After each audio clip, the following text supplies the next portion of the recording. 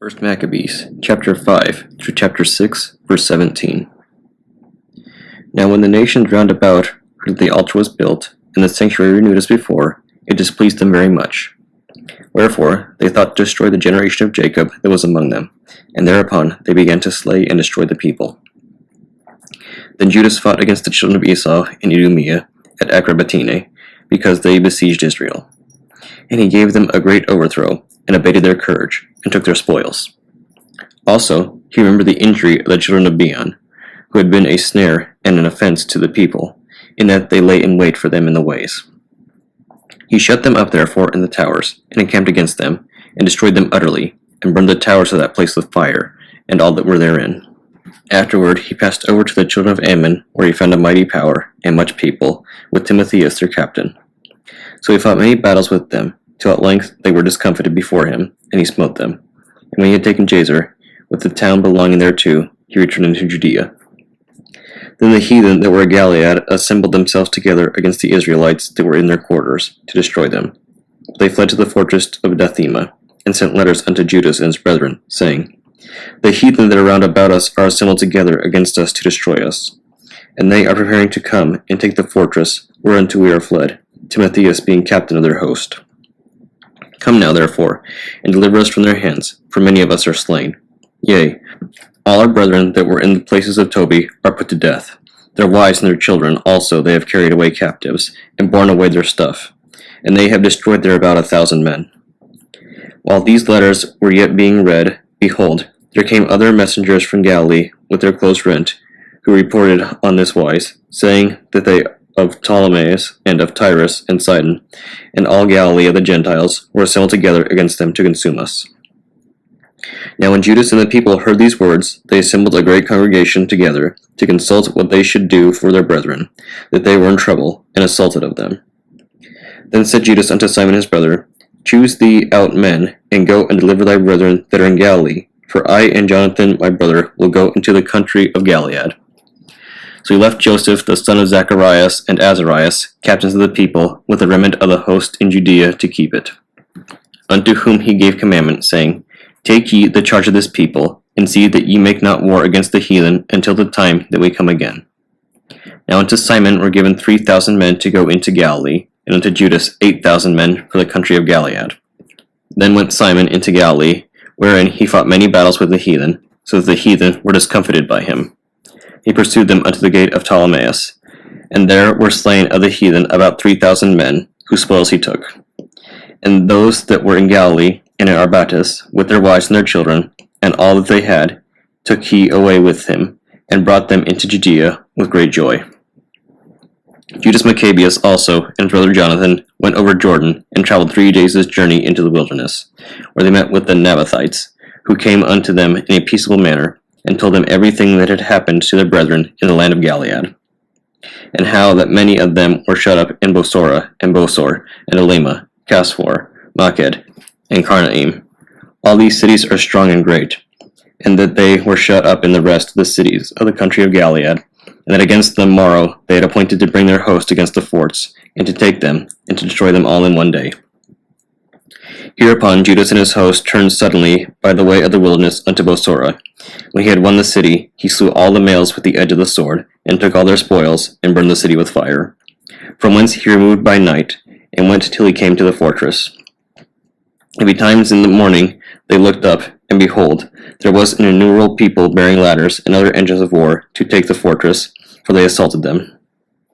When Judas therefore saw that the battle was begun, and that the cry of the city went up to heaven with trumpets and a great sound, he said unto his host, Fight this day for your brethren. So we went forth behind them in 3 companies, who sounded their trumpets, and cried with prayer. Then the host of Timotheus, knowing that it was Maccabees, fled from him. Wherefore he smote them with a great slaughter, so there were killed of them that day about 8,000 men. This done, Judas turned aside to Maspha, and after he had assaulted it, he took it, and slew all the males therein, and received the spoils thereof, and burnt it with fire. From thence went he, and took Casphon, Maged, Bosor, and the other cities of the country of Gilead. After these things gathered Timotheus another host, and encamped against Raphon, beyond the brook. So Judas sent men to espy the host, who brought him word, saying, all the heathen that be round about us are assembled unto them, even a very great host. He hath also hired the Arabians to help them, and they have pitched their tents beyond the brook, ready to come and fight up against thee. Upon this Judas went to meet them. Then Timotheus said unto the captains of his host, When Judas and his host came near the brook, if he pass over first unto us, we shall not be able to withstand him, for he will mightily prevail against us.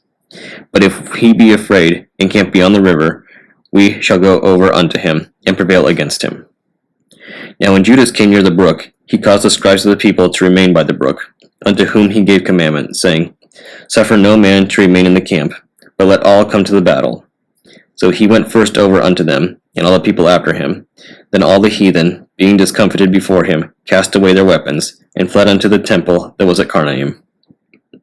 But they took the city, and burned the temple with all that were therein.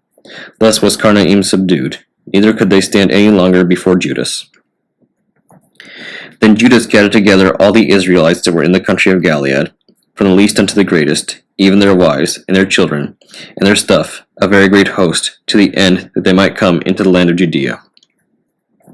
Now, when they came unto Ephron, this was a great city in the way as they should go, very well fortified.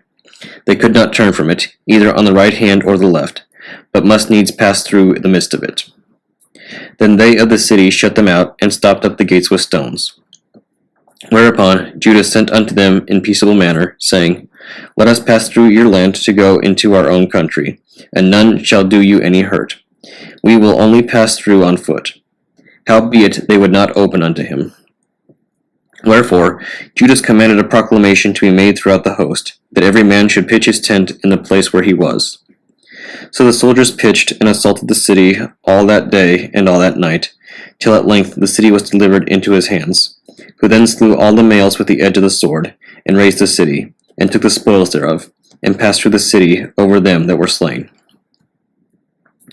After this went they over Jordan into the great plain before Bethsan. And Judas gathered together those that came behind, and exhorted the people all the way through, till they came into the land of Judea. So they went up to Mount Sion with joy and gladness, where they offered burnt offerings, because not one of them was slain, until they had returned in peace. Now what time as Judas and Jonathan were in the land of Gilead, and Simon his brother in Galilee before Ptolemais, Joseph the son of Zacharias, and Azarias, captains of the garrisons, heard the valiant acts and warlike deeds which they had done. Wherefore they said, Let us also get us a name, and go fight against the heathen that are round about us. So when they had given charge unto the garrison that was with them, they went toward Jamnia. Then came Gorgias and his men out of the city to fight against them.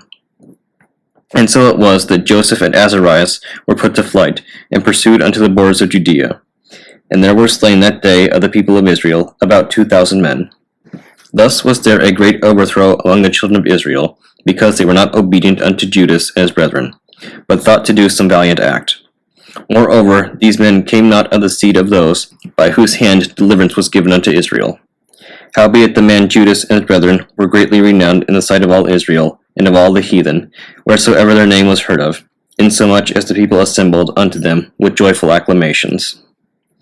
Afterward went Judas forth with his brethren, and fought against the children of Esau in the land toward the south, whereof he smote Hebron and the towns thereof, and pulled down the fortress of it, and burned the towers thereof round about. From thence he removed to go into the land of the Philistines, and passed through Samaria. At that time certain priests, desirous to show their valor, were slain in battle, for that they went out to fight unadvisedly. So Judas turned to Azotus in the land of the Philistines, and when he had pulled down their altars, and burned their carved images with fire, and spoiled their cities, he returned into the land of Judea. About that time King Antiochus, traveling through the high countries, heard say that Elymais in the country of Persia was a city greatly renowned for riches, silver, and gold, that there was in it a very rich temple, wherein were coverings of gold, and breastplates, and shields, which Alexander, son of Philip, the Macedonian king, who reigned first among the Grecians, had left there. Wherefore he came and sought to take the city, and to spoil it. But he was not able, because they of the city, having had warning thereof, rose up against him in battle. So he fled, and departed thence with great heaviness, and returned to Babylon. Moreover, there came one who brought him tidings into Persia, that the armies which went against the land of Judea were put to flight, and that Lysias, who went forth first with a great power, was driven away of the Jews, and that they were made strong by the armor, and power, and store of spoils, which they had gotten of the armies, whom they had destroyed. Also, that they had pulled down the abomination, which he had set up upon the altar in Jerusalem, and that they had compassed about the sanctuary with high walls, as before, and his city Bethsura. Now when the king heard these words, he was astonished, and sore moved. Whereupon he laid him down upon his bed, and fell sick for grief, because it had not befallen him as he looked for. And there he continued many days, for his grief was ever more and more, and he made account that he should die. Wherefore he called for all his friends, and said unto them, The sleep is gone from mine eyes, and my heart faileth for very care. And I thought with myself, Into what tribulation am I come, and how great a flood of misery is it wherein now I am? For I was bountiful and beloved in my power, but now I remember the evils that I did at Jerusalem, and that I took all the vessels of gold and silver that were therein, and sent to destroy the inhabitants of Judea without a cause. I perceive therefore that for this cause these troubles are come upon me, and behold, I perish through great grief in a strange land. Then called he for Philip, one of his friends, whom he made ruler over all his realm, and gave him the crown, and his robe, and his signet, to the end he should bring up his son Antiochus, and nourish him up for the kingdom. So King Antiochus died there, in the 149th year. And when Lysias knew that the king was dead, he sent up Antiochus his son, whom he had brought up being young, to reign in his stead. And his name he called Eupator. 4th Maccabees, chapter 11. And when he had died, disfigured in his torments, the fifth leaped forward, and said, I intend not, O tyrant, to get excused from the torment which is in behalf of virtue. But I have come of my own accord, that by the death of me you may owe heavenly vengeance a punishment for more crimes. O thou hater of virtue and of men, what have we done that thou thus revellest in our blood? Does it seem evil to thee that we worship the founder of all things, and live according to his surpassing law? But this is worthy of honors, not of torments. Hadst thou been capable of the higher feelings of men, and possessed the hope of salvation from God, behold, now being alien from God, thou makest war against those who are religious toward God. As he said this, the spear-bearers bound him, and drew him to the catapult, to which, binding him at his knees, and fastening them with iron fetters, they bent down his loins upon the wedge of the wheel, and his body was then dismembered, scorpion fashion. With his breath thus confined, and his body strangled, he said, A great favor thou bestowest upon us, O tyrant, by enabling us to manifest our adherence to the law by means of nobler sufferings. He also being dead, the sixth, quite a youth, was brought out, and on the tyrant asking him whether he would eat and be delivered, he said, I am indeed younger than my brothers, but in understanding I am as old. For having been born and reared unto the same end, we are bound to die also in behalf of the same cause. So that if you think proper to torment us for not eating the unclean, torment. As he said this, they brought him to the wheel, extended upon which, with limbs racked and dislocated, he was gradually roasted from beneath. And having heated sharp spits, they approached them to his back, and having transfixed his sides, they burned away his entrails. And he, while tormented, said, O period good and holy, in which, for the sake of religion, we brothers have been called to the contest of pain, and have not been conquered. For religious understanding, O tyrant, is unconquered. Armed with upright virtue, I also shall depart with my brethren. I too, bearing with me a great avenger, O deviser of tortures, an enemy of the truly pious. We 6 youths have destroyed thy tyranny, for is not your inability to overrule our reasoning, and to compel us to eat the unclean thy destruction? Your fire is cold to us, your catapults are painless, and your violence harmless. For the guards not of a tyrant, but of the divine law, are our defenders. Through this we keep our reasoning unconquered. The Acts of the Apostles, chapter 17, verses 1 through 15. Now when they had passed through Amphipolis and Apollonia, they came to Thessalonica, where was a synagogue of the Jews. And Paul, as his manner was, went in unto them, and 3 Sabbath days reasoned with them out of the Scriptures, opening and alleging that Christ must needs have suffered, and risen again from the dead, and that this Jesus, whom I preach unto you, is Christ. And some of them believed, and consorted with Paul and Silas, and of the devout Greeks a great multitude. and of the chief women not a few.